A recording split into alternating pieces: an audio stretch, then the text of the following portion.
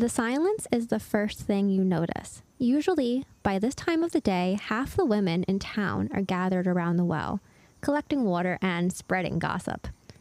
However, today it's completely deserted. That's not quite correct, though. It's almost deserted. Someone is there drinking water. A man you don't recognize, and he looks rough and unkempt, like someone who's been wandering the wilderness for a while. You stand there for a moment, transfixed, watching the stranger until you feel a sharp tug on your sleeve and your aunt drags you back toward her house. What are you begin, but she cuts you off before you can finish asking why you've been unceremoniously towed into her home. What in the world's gotten into you? Do you have any idea who that was? Do you not see the mark he bears? The mark? What is she talking about? But before you can voice your confusion, she continues. Did my sister teach her daughter nothing? Openly staring at Cain of all people. Time freezes. Cain, the Cain. Is she seriously telling you that the stranger at your town's well is the son of Adam and Eve? There's no way you caught a glimpse of someone who supposedly lived hundreds of years ago. Right? I'm Bree. And I'm Christiana. Prepare to travel back in time. Because you're about to hear something strange.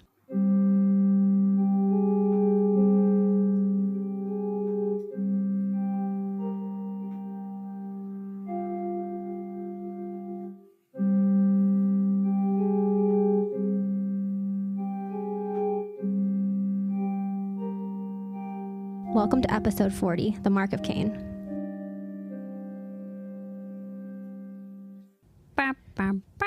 Okay, so let's get into some trigger warnings here because there are a variety. A variety of them. So if any of these are things that you're sensitive to, feel free to skip to whatever the next one is. Murder, mentions of drinking blood, potential incest, and possible sexual assault. It's cool. I told you there's a cool. I'm going to go through my sources and then I'm going to ask you the question of what you happen to know about this topic. Okay. So we're a little wiki heavy on this one. Wikipedia article, The Curse and Mark of Cain. The symbolic world. This is not Wikipedia. This is not Mark. This is not Wikipedia. The symbolic word, the Mark of Cain. Legends of history. Is Cain still wandering the earth? Another legends of history. The story of Cain and Abel. Cain and Abel, scriptures and edited by D.L. Ashleman. Wikipedia, Enoch, son of Cain. And Wikipedia, Cain. Okie dokie. So, before we get too far into this, what do you know about the Mark of Cain and the story of Cain and Abel? I know Cain and Abel were Abraham's children? No. Nope. Adam. Okay. Adam's children. You're Wow. You're a couple generations forward. Do watch Hasbin Hotel, friends. Blake Roman, come on the podcast. Anyway, okay, so they are Adam's sons. Cain murdered Abel. I don't remember why, but he became like essentially the first sinner, I guess, with that. Unless I mean, technically, Adam and Eve would have been the first humans to sin. He became true, the first yeah. murderer with that. Became the first murderer. Okay. And Abel became the first victim of murder. Yes. Abel is Patrick Stump. Yes. My boy. My boy. I don't know anything about the Mark of Cain, though. Patrick Stump from Fall Out Boy. We're not just Oh, yeah. getting excited over random people. He's not actually my boy. Sad. Sad face.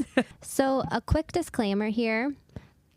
When I'm talking about scripture, for the most part, I am going to be mainly focusing on Christian and Jewish versions of the text, as they tend to be a little bit better known, and most of my sources are referred to them. Okay.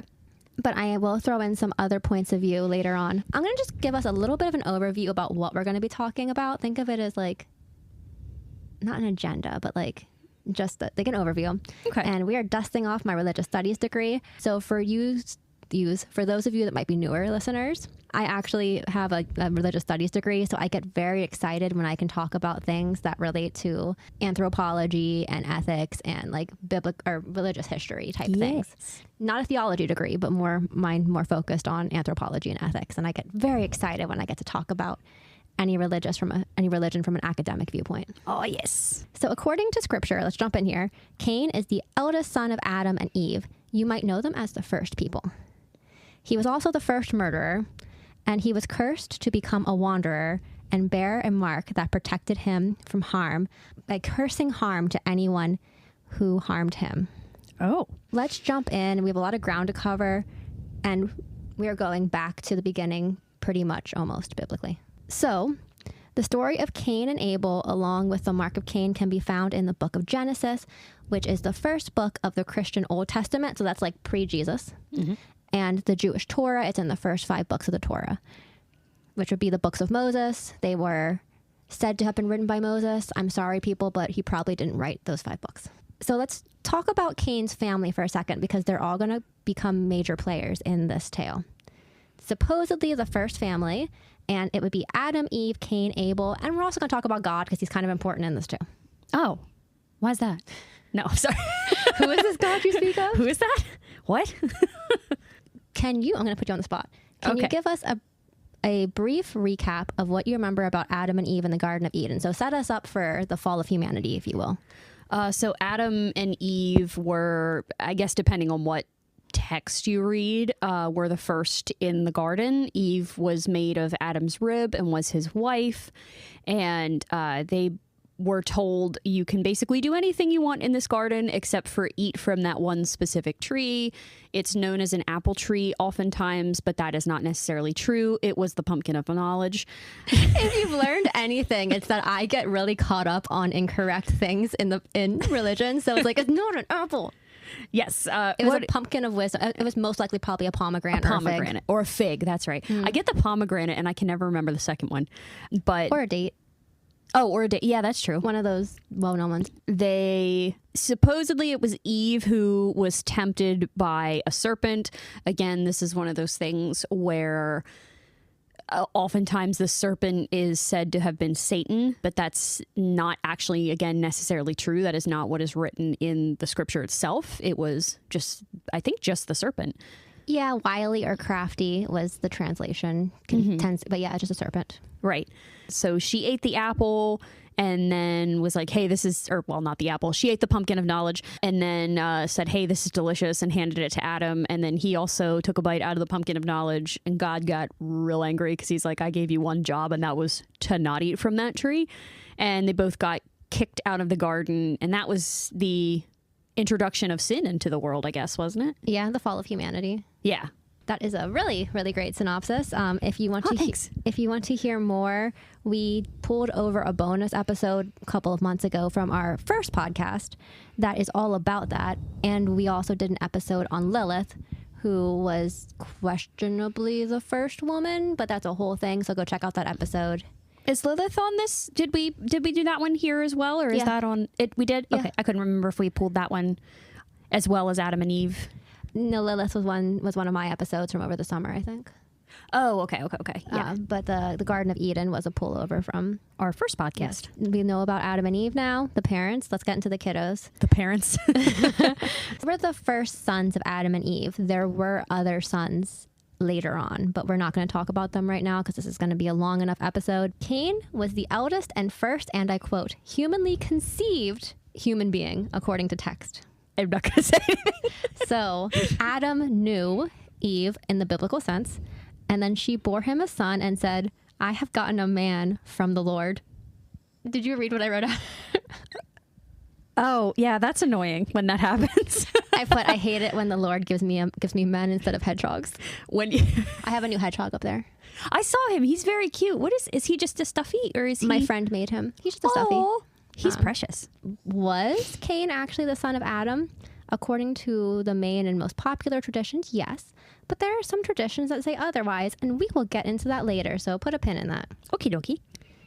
Sorry, this next line makes me think of the song Skater Boy. Cain was a farmer, Abel was a shepherd. I'm dead. He was a boy. She was a girl.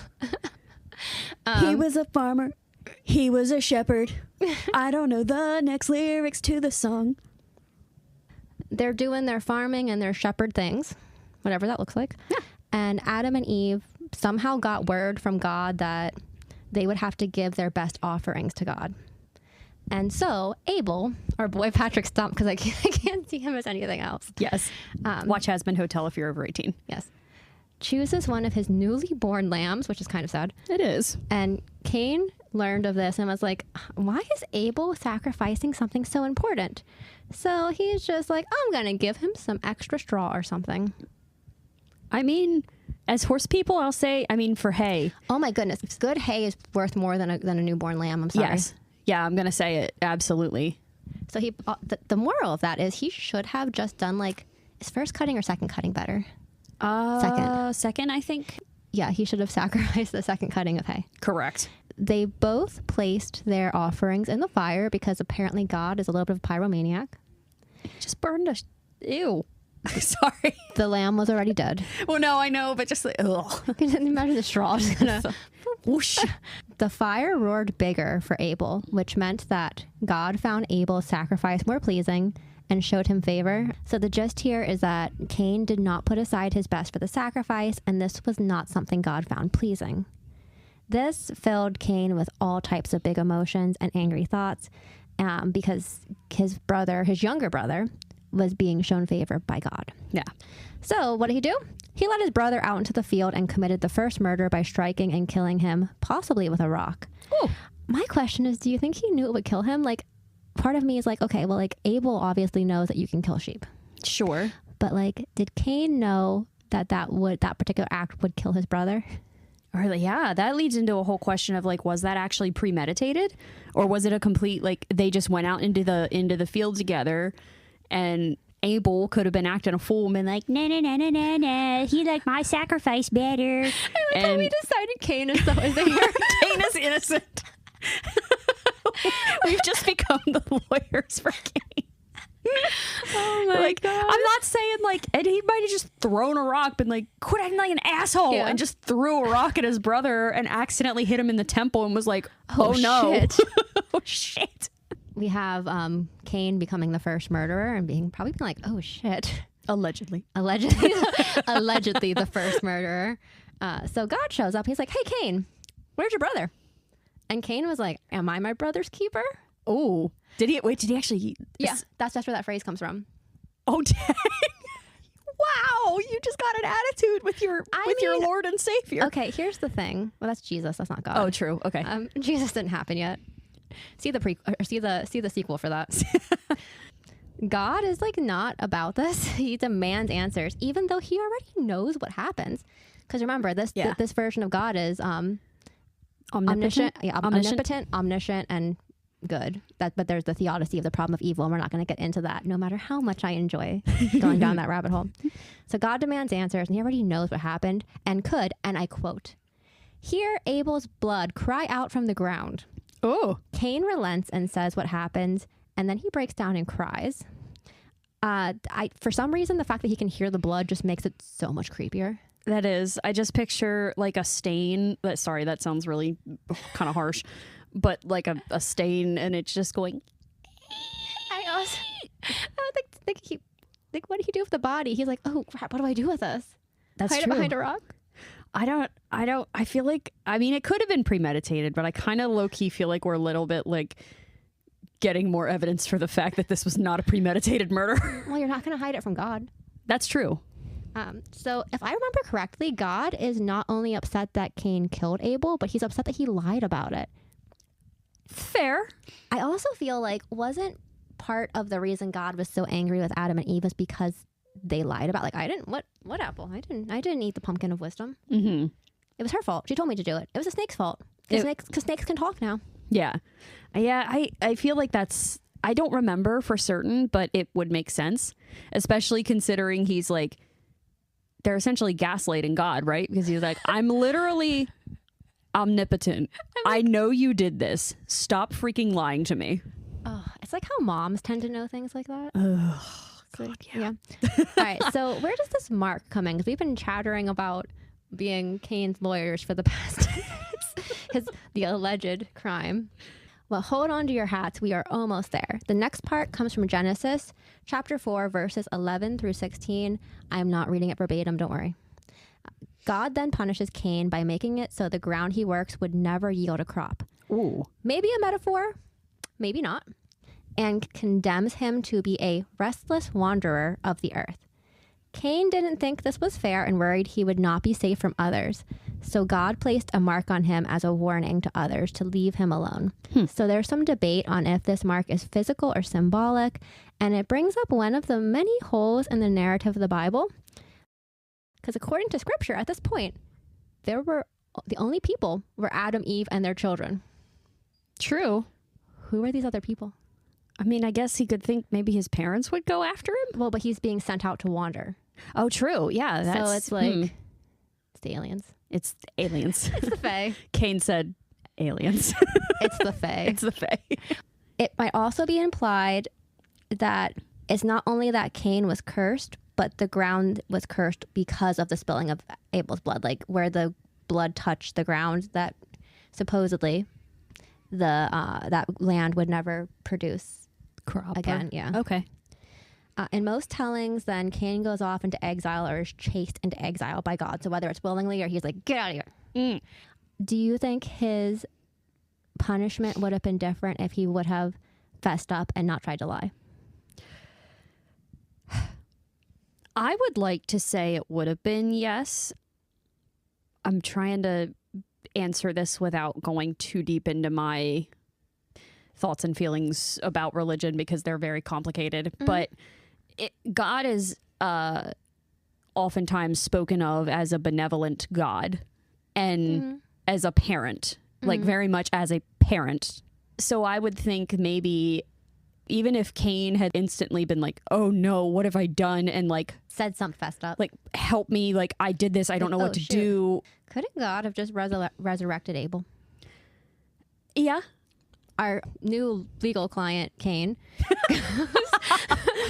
goes off into exile. So now what happens? Do you know of do you have any guesses on what happens after he is like yeeted out of wherever the heck Adam and Eve are right now?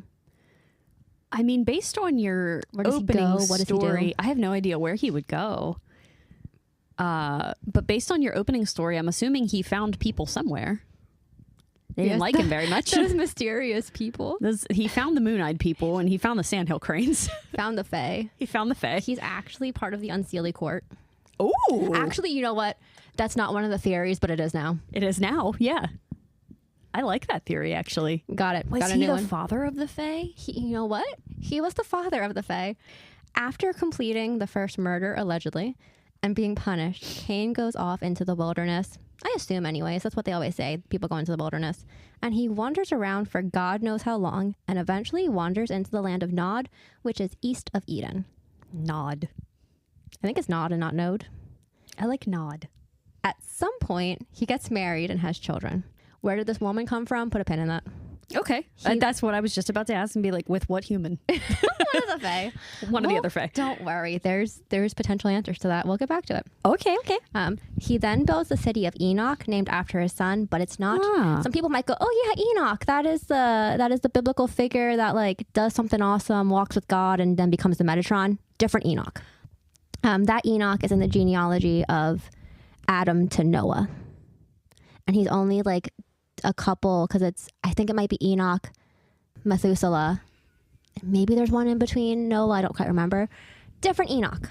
Okay. This Enoch was one of the first humans, potentially, because it was Cain's son. Okay. And then there was a city named after him, too. Because if someone can name a moon mountain after their wife, yes, he can name a city after his son. Absolutely. Name a moon mountain after your wife. That's adorable. Honestly, the other famous Enoch could be a whole other episode that I'd like to do. Yeah. There's a whole, like the word Enochian. Yeah. Comes from that. At this point, you might be asking, Bree, according to the Bible, there's only 3 people now.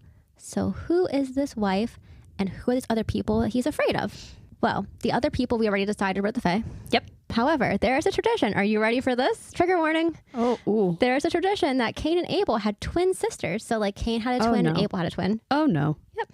Oh, no. Where do you think this is going? Oh, no. I don't like that. They ended up marrying their siblings because there were no other humans. So the wife, who was originally called Alwyn, is Cain's sister. What a fun story. Alwyn. I do like that name, though. We have murder and incest right off the bat. Is it bad that I instantly went to, I feel like I want to name a D&D character Alwyn? That's a good name. It's a good name. So I had a hard time following if like it was Cain's twin that he married or Abel's. It'd be slightly better if it was Abel's. Yeah. They're still siblings, but like I mean it wouldn't be better, but like it feels less icky. Like you're still marrying your sister, but at least it's not your twin. Yeah. The text doesn't really give us the whole information about that, and that's not in the text. That's like the rabbinic notes. Okay. So like the extra stuff when. So it's not apocryphal. That's not the same thing. It can be, yeah. Oh. The midrash is one. I think that's the word. Is discussion between rabbis, but like apocryphal is just extra. So like apocryphal books Tobit would be an apocryphal book. There's extra. Okay. There's an extra part of Daniel too. Okay. Apocryphal is things that like didn't make most of the Bible versions, but have made some of them. Okay. I ask because I'm pretty sure my favorite painting is based off of an apocryphal story. I'd have to look that up. No, I don't know what book it's in, but it's the... Here we go. Everyone's going to think I'm a lunatic. I know what you're talking about. The painting is by Artemisia Gentileschi, who I do want to do an episode about her because she's incredible. But she was a 16th century artist, and her painting is called Judith Beheading Holofernes. And I won't go into how much that I love that painting because we'll be here for 30 years. But I'm pretty sure when I looked it up, it was an apocryphal book. It wasn't in like the main canon. But anyway, back to the mark. Let's talk about this mark for a little bit and get back out of the weeds into slightly smaller weeds. Yes. So this mark and protection from harm, like what might this actually mean? A couple of different options here, because for most biblical scholarly things, no one actually knows. It's just it's best guesses, educated guesses from context. Sure. Does the mark mean that he is immortal but not invincible? Well, that kind of depends. Most scholarly interpretations tend to lead towards the mark being a warning to others but not granting him immortality. So it wouldn't necessarily prolong his life, though in that biblical time, people were living like hella long. Option 1, protection from harm does not make him immortal or immune to death. It just curses whoever kills him. According to the Book of Jubilee, which is a non-canonical book that is part of Jewish folklore traditions. I'm sorry if that's incorrect. That's my understanding of it. Tell us nicely if that's wrong. Yes, please do. He may have been killed in a natural disaster or some kind of similar misfortune, so killed when his house fell on top of him. Oh, which is kind of ironic if he allegedly killed Abel with a rock. True. He also might have died of some natural cause or some way the Bible just didn't think was important. They forgot about him. They were like, that was really boring. He just died of like disease. That's not exciting.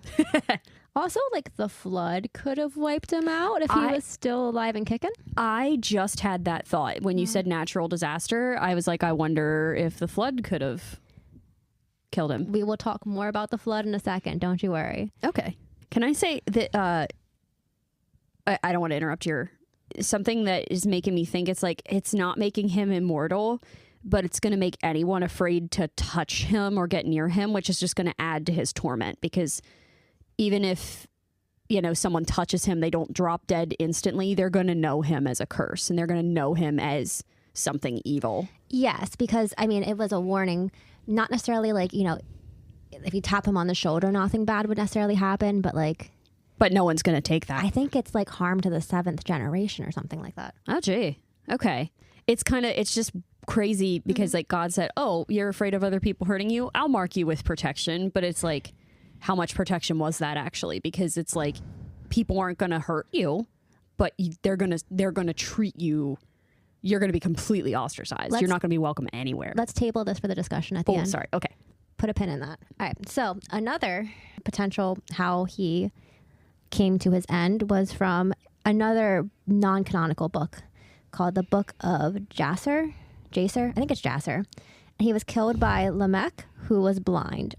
So when Lamech was hunting with his son Tubal-Cain, which is an interesting name there. Yeah. His son saw something on the horizon and told his father to shoot. Oh no. That something was Cain. He pulled an Alistair. There's a lot of scary things on a pack here. Like, Why is the blind person shooting things? Yes. Also, like, was the son visually impaired? Yeah. It's like, hey, look, there's a thing moving. Totally not a person. Go shoot it. I imagine they were using bow and arrows. Yeah. Or a sling. I was a sling or oh goodness. Not using a gun. Not a gun, a slingshot. Yeah. Also, would they both get cursed, or would only one of them get cursed? Or is that true. Or is it a loophole because it wasn't? They didn't do it on purpose. I mean, we're alleging that Cain didn't do it on purpose either. That's true. But like, is it a loophole because technically, I think I'm saying these names right. Lamech didn't knowingly shoot him, and his son didn't do the shooting. So did they find a loophole? Yeah. Huh. Anyways, ready for option. So option 1 is he met his demise in some way, shape, or form. Okay. Option 2 is that he is still around today, but immortality does not equal being invulnerable. So this idea is that he could still be vulnerable to harm, but not die otherwise. Another idea is the mark could have protected him from the flood. It could have been like an Uno reverse. Oh. So there's a couple of ways this could be looked at. It wasn't just a quote unquote natural disaster. It was, the genocide that we put on kids' nurseries. Strong feelings about the flood. Hide all of the murder behind the rainbow and the animals on a boat. It's great. Yeah. I might get some hate for that statement. I was asking that question as a child. It's if this tells you anything about who I was as a child, I was asking about like the animals that died. I'm like, why did all them have to die? There's so many pictures of like people reaching out from the water drowning. Yeah. Anyways, God sends this flood, right? Well, God is saying that no one can harm him. Yeah. So like, did God plop him on a mountain or like put him on a little raft so he could he floated float on out? He just I mean, would God be exempt from that? Maybe, but did he accidentally like loophole himself? Yeah. It's like crap. Oh, shoot. Yeah. So that's one idea. And if Cain is still around and kicking today, would that mean that like the scripture, at least in part, is actually true? So we're sitting here making fun of it a little bit. But if the story, like, okay, let's gonna drop the suspension of disbelief. If Cain would still be alive, that would mean Cain and Abel were real. Yeah. And Adam and Eve, based off of that. Does he look like Patrick Stump? Is Patrick Stump actually Abel? Patrick Stump right in. Come on the show, actually. I'm going to say it this time. Patrick Stump, come on the show. We'll stop making... No, never mind. We're not going to stop making follow-by references. We won't. No, it's on our bingo card. We can't. It's on our bingo card. We can't. We're contractually obligated with the bingo card. Some people think that he was cursed. So more about Cain. Some people think that he was cursed to be an eternal homeless person or drifter due to the wording in the scripture. That I think the way it was worded is that like he would not be able to kind of settle in one place because he couldn't grow crops. Sure. So he's just off meandering about forever. And that's a hell of a curse because especially if you think about biblical times, if you couldn't grow your food, unless you managed to hunt or like steal from other people, you were going to starve to death. Yeah. Or you found people that would take care of you. Yeah. But he had the mark. He had the mark. Yeah. Cover that up. Another theory is that he became one of the elite. And if you take a moment to think about how long he's been around, then it would make sense that he would have gathered a lot of skills and goods. Like one of the elite, when you say that, I just want to make sure I'm understanding. Like one of the elite, like... Think Illuminati. Okay. But like he could be like CEO, or he could be one of those people that are high in power, but not in the spotlight. Okay, sure. This next one is going to be your favorite theory. When I got to this, I had to pause the video I was watching and be like, became Bigfoot and lives isolated from humanity in the caves in the wilderness. I'm gonna count that one out. That's my best friend right there. I know your best friend is Cain. That's my bestie's no murderer. I didn't murder his brother. I literally paused, allegedly. I literally paused the video and was like, what? I took a screenshot of it and sent it to Allie, and I was like, and she's like, I heard of that, and I'm like, what? That's amazing. He became Bigfoot. I know. Our Fae theory seems less and less wild here. There's apparently also a medieval legend. Oh, this ties into your episode. Oh, There's Apollo 13 is April, right? Yes. This is the weird tie-in that I think I mentioned in your episode. Okay. There's apparently a medieval legend where Cain somehow gets to the moon and is just chilling there for all eternity with a bundle of twigs. A bundle of twigs. He just had some sticks. This is why Apollo 13 couldn't get there. They found him. Yeah, that's true. He was like, nope, he cursed that mission. He threw rocks at the spaceship. He did. He blew up the oxygen tank, the bastard. Stay away from my home. Get off my lawn. Get off my... Yeah, this is my swamp. So how did this come about, you might ask? Well, apparently there was, as Wiki calls it, a popular fantasy that the shadows on the moon were actually Cain's face. Oh. This also shows up in Dante's Inferno, so it was like... Huh. But yeah, so... Is that like where the man in the moon comes from? Maybe. That's interesting. Cain. Huh. It's Cain. So that's dark. We're going to get into some kind of dark things here that are very racist in a second. Oh boy. But before we get to, before we leave the fun section, like any thoughts on the theories or any... I definitely don't think he became Bigfoot because, Bigfoot's my homie and my homie is not out here. He's a gentle soul. I do think it's interesting. I'm going to try to put this into words where there's stories in the Bible of being called on to like love your neighbor regardless of, if they're homeless, if they don't look like you, if they look... That's New Testament. That's New Testament. That's true. But it's just kind of funny to tie that in with like, he is the kind of being portrayed as the ultimate homeless person. Yeah, or the original. The original homeless person. Mm-hmm. And if again, suspending disbelief, if that is true of, the scripture is true, I don't know, like, are people being kind to him? Like, did he eventually find forgiveness in humanity? Like, I don't know. I don't know how to word it correctly, but it's just a fun, not fun, but it's just a weird. It's interesting. Yeah. Weird thoughts. And I chose this one because Easter's in April this year. Oh, true. So I chose a Bible story because... Yeah, no, that makes absolute sense. So I found a couple of interpretations about the mark itself and the story of Cable and Cain and Abel. I'm finding all kinds of book references right now. This is completely coming up naturally. Cable is one of the main characters in a book series I like. Oh, cool. Anyway. So there's the idea that to put a mark on something can make it stand out. This might have been a morality tale about why murder was wrong. Mm-hmm. And it represents the tensions between nomadic herders and farmers during the development of civilization. Symbols of fratricide and sibling rivalry might also be like an allegory of like, why do people do this? Okay. Because we like creation stories. Sure. Abel is also sometimes viewed as the first martyr, and Cain is the first murderer and the ancestor of all evil. And it's a yin-yang thing. You can't have good without evil. Okay. Remember earlier when I brought up that he might not have been the son of Adam? Yes. So according to Wiki, there's something called the serpent seed explanation for why Cain was capable of murder, and that is because he may have been the offspring of a fallen angel or Satan himself. So, according to one of my sources, he was descended from Samael, which is the fallen angel, I think related to Lucifer. Some of that gets a little murky of like Satan, which is just a title. It's not actually a demon. Okay. Versus Lucifer versus Samael. Okay. There's all kinds of stuff. He is so spooky. He is so spooky. Oh no, it's like, I'm so spooky. I think just the inflection there. Yes. I am so spooky. I love that song. Yes. Has-Been Hotel. Has-Been Hotel. Blake Roman, come on the podcast. I'll take Jeremy Jordan too. Yes. You know what? The whole cast. Just come on Has-Been Hotel. Come on Has-Been Hotel. Come on the podcast. So, according to this account, Eve says, I have gotten a man through an angel of the Lord. So the assumption here is you didn't realize who it was.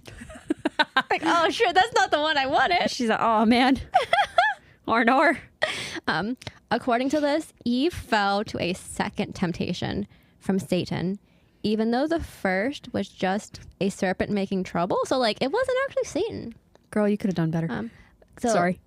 According to the pit.edu source, Adam was off somewhere else during Eve's pregnancy with Cain. He was just off doing something else. So I'm going to read this verbatim. Okay. She permitted herself to be interrupted in her penance, which I assume was from that second temptation. Okay. She left her husband and journeyed westward because she feared her presence might continue to bring him misery. Adam remained in the east. When it was nearing the time of Cain's birth, she began to feel the pangs of traveling. So she asked God for help through prayer, and he left her on red. Oh, he's like, nope. Eve then cried out, "Who will carry the report to my lord Adam?" She asked herself, "Ye luminaries in the sky, I beg you, tell it to my master Adam when ye return to the east." I like that wording of ye luminaries in the sky. Yes, that's beautiful. I think she was talking to the stars. Yeah. Like, my first thought was like, make him a constellation. Oh. Huh. Somehow Adam knew shit was going down and cried out, "The lamentation of Eve has pierced my ear. Mayhap the serpent has again assaulted her," and he hastened to his wife. Is he implying that, like, this was like an SA situation? Oh. Huh. There's a lot to unpack here. Adam found her and asked God for help, and then he in turn sent 12 angels and 2 heavenly powers. It's a higher rank of angel. Okay. Type critter. Then Michael shows up. Oh, damn. Standing on her right side, he passes his hand over her from her face downward to her breast and says to her, "Be thou blessed, Eve, for the sake of Adam, because of his solicitations and his prayers, I was sent to grant thee our assistance. Make ready to give birth to thy child." Oh. Bam, kiddo is born and is a radiant figure. So via the source, and I quote, "A little while, and the babe stood upon his feet, ran off, and returned holding in his hand a stalk of straw, which he gave to his mother. For this reason he was named Cain, the Hebrew word for stalk of straw." So there's a lot to unpack there too. That child just got up like a pony. Like, when horses give birth, their foals are up within, what is it, like an hour? They're literally up and running. That little baby child was just like, all right, hold up, and just took off. So, like, another comparative religion thing here, the Buddha did the same thing. He got up and talked and was like, yeah, I'm like, I've never thought of Buddha as a baby. It's just something that's never occurred to me. Also, the whole like radiance thing makes sense because Lucifer was the light bearer. Ah, okay. That's... I have his part from Vox Populi in my head. Can I comment on the essay thing? Yes. Because that's, I don't want to take up too much time with that, but that makes a lot of sense. Yes. Because good. Absolutely the woman would have been blamed. Yes, in that. 100%. Absolutely in that time, a woman would have been blamed. So this version also goes on a little bit more about the first murder and says that the reason the reason Cain allegedly killed Abel was not only that God favored Abel, but he was jealous because he wanted Abel's wife for himself. Oh, wait, so Abel was married at this time? Oh yeah, they each married their own twin. Oh. Or they married a twin. I'm not sure which one. Okay. So okay, cool. It was like, here, you're born with a little marriage partner, which is... We're just going to gloss over that. Okay. Do you want to hear about some interesting facts? And some of these also go very into the weeds. This whole episode goes into the weeds because it is all folklore from like 3 verses in a Bible story. Yeah. Okie dokie. So interpretations regarding the initial curse vary. In some, he is also thought to be soulless or have a physical or mental affliction. Okay. Another thing is that it's generally not seen as a protection. It's more of a way to extend his suffering. Hey. Yeah, we'll get into that a little bit more. Via Wikipedia, some Jewish rabbi had the following thoughts or ideas about Cain. This one I have no freaking idea. There's some context I'm missing here. Okay. It's the idea that God gave a dog making an example for murderers. There has to be some ancient context about dogs that I don't know. Yeah. That he grew a horn out of his head. That was the mark. Okay. God's own name was engraved into his forehead. That was the mark. Ooh. The mark was the letter of the Hebrew Torah. Is there something that is tickling my brain that you can't know the name of? Correct. Okay. So literally people couldn't look at him because of if that was carved on his forehead. Okay. Right. So our next interesting facts is going to go into some weird ass American history. Aren't you excited? Do you know where this is going, right? Trigger warning for racism. Great. Where was I? Great. Sorry. All right. So we're gonna talk about some Mormon folklore here. Allegedly, David W. Patton, an early leader, came across, and I'm quoting from Wiki here, a very tall, hairy, dark-skinned man man in Tennessee, and this man said he was Cain. Okay. This account states that Cain had earnestly sought death, so take that as you will, but was denied it, and now his mission is to destroy the souls of men. To clarify, so that pastor is saying that you said it was a pastor? Leader. A leader was saying he came across this man that allegedly was begging for death, but because he didn't receive death, he was out to destroy people. Yep. Okay. In Tennessee. In Tennessee. Mm-hmm. Okay. I've been to Tennessee. Have you been to Tennessee? Oh, yeah. I like Tennessee a lot, actually. He's probably hanging out in Nashville. Yeah. Are you ready to talk some more about slavery and enslaved people in the American South? Oh, boy, sure am. Is anyone really ready for that? So at some point in American history, there grew a belief that the Mark of Cain was a dark skin tone. Ugh. So this is tying back into the story from Mormonism. Oh, my God. And this was used to justify enslaving African people and bringing them over to the Americas. And it was also later used to justify segregation. Somehow that was worse than I thought it was going to be. Yeah, there's more. So there's something besides the curse, or besides the Mark of Cain, there's something called the curse of Ham. It has nothing to do with the food. Okay. Have you heard of this? I have not. Sometimes it's confused or conflated with the Mark of Cain. Okay. All right, ready for this? Is just going to be Bree tells Bible stories in a TLDR fashion. That's what this episode is. I love it. All right. Do you know who Ham was? I feel like I've heard the name. I don't know. I can't say We I know talked who about his father earlier. We talked about his father earlier? The genocide that goes into nurseries. Oh, so it's he's Noah's son. Yes. Okay. You might know him from the flood narrative. Okay. So Ham discovers Noah drunk and unclothed in his tent. Oh. But instead of doing what was considered the honorable thing, according to the Bible, and covering him, he ran and told his brothers about it. Then Ham's son was cursed. Oh. Known as the handsome Canaan. And he was to become the servant of servant.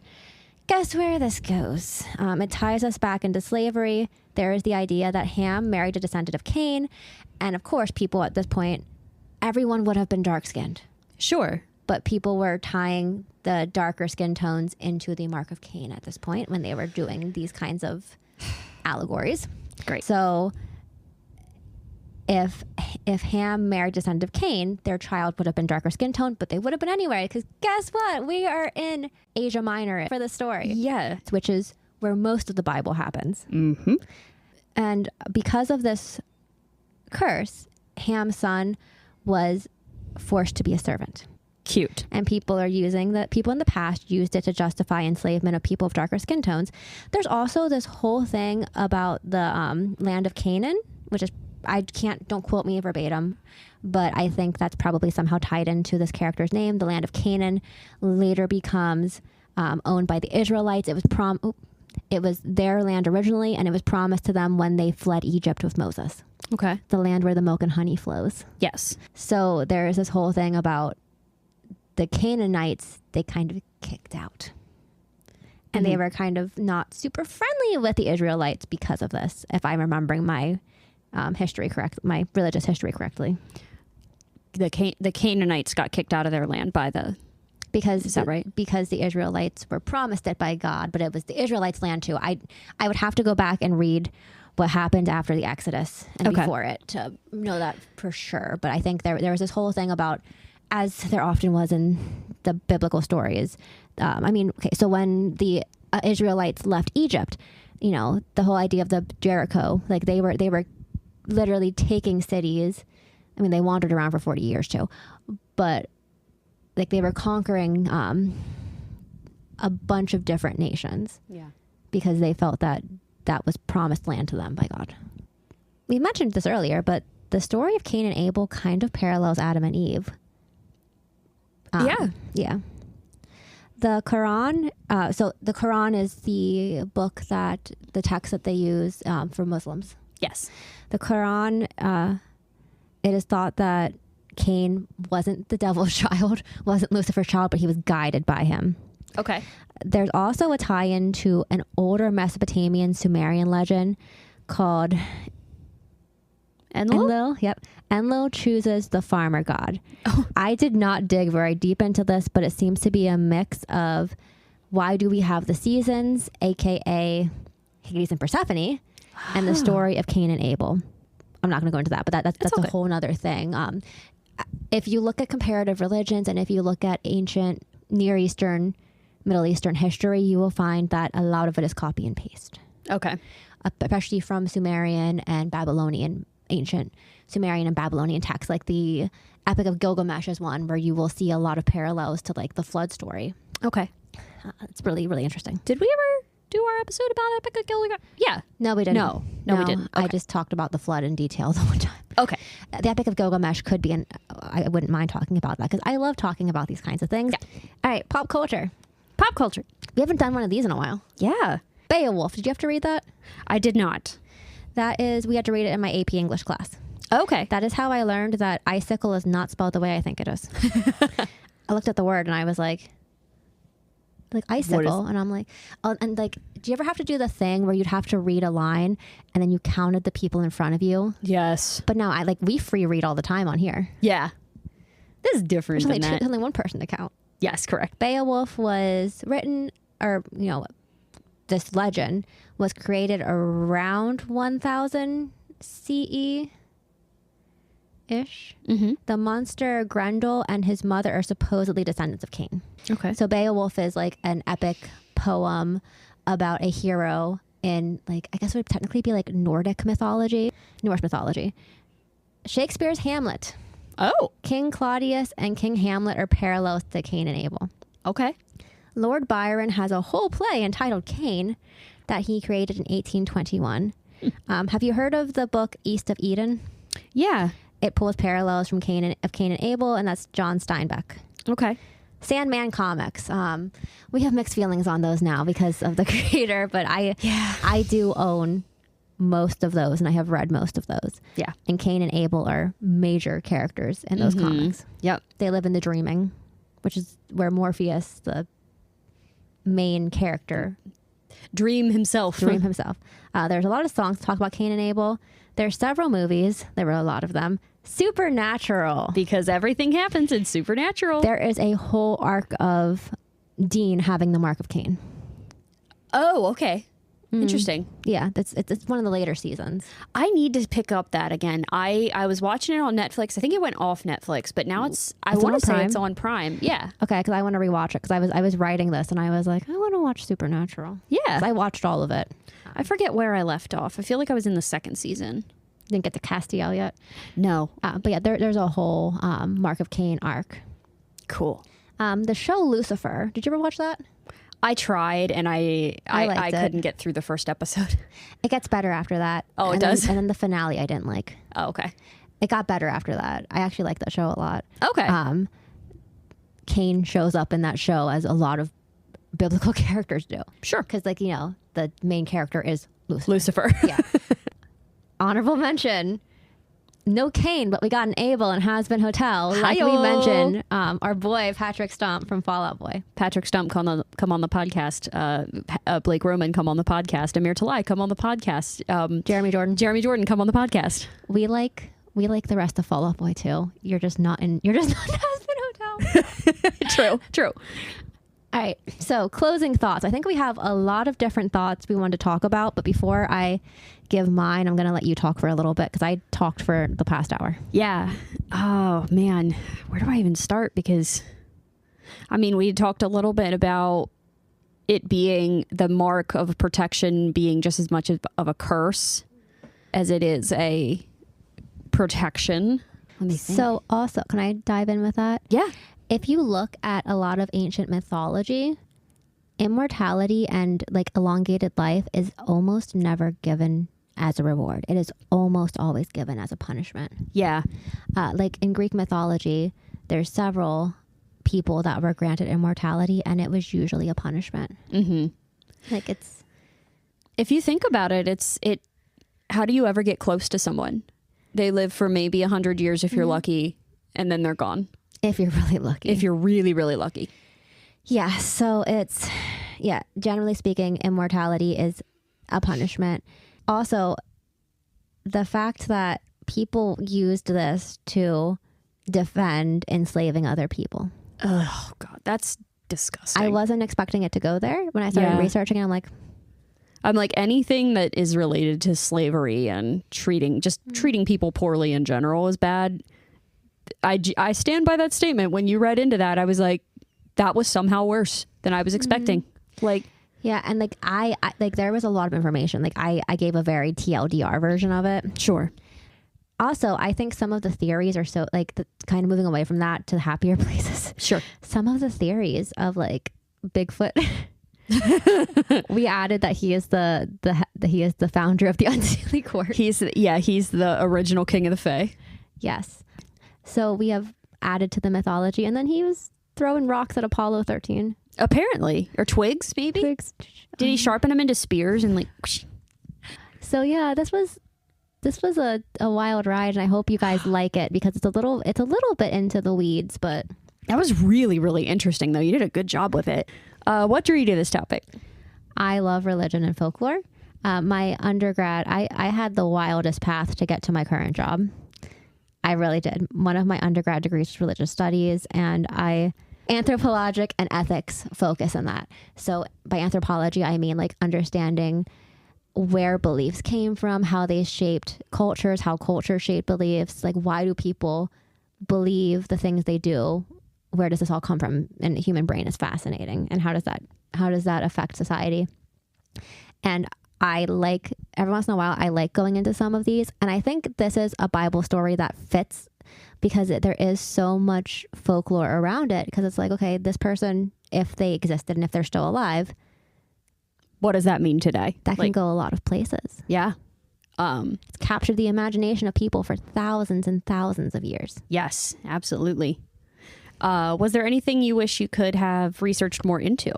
That Mesopotamian older legend. Okay. That was kind of like a hybrid of like, this is why we have seasons and Yeah. the first murder. And also going further, and I've looked into Enoch a little bit before, not Cain's son, but like the other Enoch. the one that chilled out with God for the rest of eternity. Yeah. Those are the main things that kind of stuck with me. What did you find the most strange about this topic? There's a lot of things that were like gross, strange. Yes. Being on the moon. Yeah, that's fair. We're gonna go for a lighthearted one. Being on the moon. Being on the moon. Yeah. I guess, does that wrap us up for our conversation about Cain and the Mark of Cain? It does. And the king of the Fae. The king of the Fae. We'd love to hear from you. If you have a suggestion for a strange or mysterious topic, a comment about an episode, or just want to chat, please reach out. You can listen to us on Spotify, Apple Podcasts, Amazon Music, Audible, and YouTube. Comment directly on episodes on Spotify and YouTube, or leave a review of the podcast as a whole on either Spotify or Apple Podcasts. Find us on Instagram at something_strangepod, on Facebook at Something Strange Podcast, and subscribe to our YouTube channel at something_strangepod. You can also send us a Gmail at somethingstrangepod24@gmail.com, and the 24 is numeric. Well, strangers, it's time for us to part ways. Until we meet again, watch out for biblical characters on the moon. That is the theme of this month. It is. All right, we'll be back again soon with another Something Strange. It's all about the moon. It's all about the moon. I love how we did that. Yeah, that was not... Because I didn't know your episode and you didn't know mine. No, that was a complete accident. The brain cell got passed again. Stop talking about the moon.